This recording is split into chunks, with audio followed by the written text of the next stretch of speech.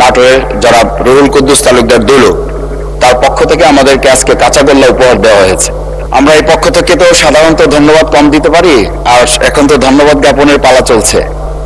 আজকে সকালে সংসদে আসার পরে, অর্থাৎ কাজ শেষ করে যখন দুপুরে অধিবেশনে যোগ দিতে এখানে প্রবেশ করেছি লবিতে, তখন আমাদের ম্যানেজমেন্টের পক্ষ থেকে আমাদের মাননীয় সংসদ সদস্য নাটোরের জনাব রুহুল কুদ্দুস তালুকদার দুলু, তার পক্ষ থেকে আমাদেরকে আজকে কাঁচাগোল্লা উপহার দেওয়া হয়েছে।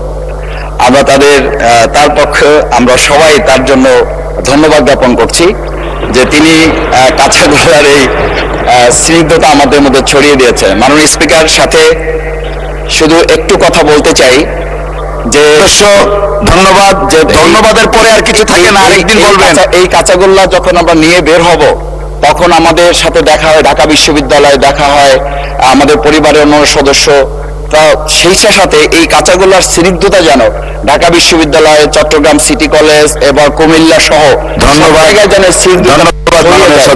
আমরা যেন নির্মূলে, মাননীয় সদস্য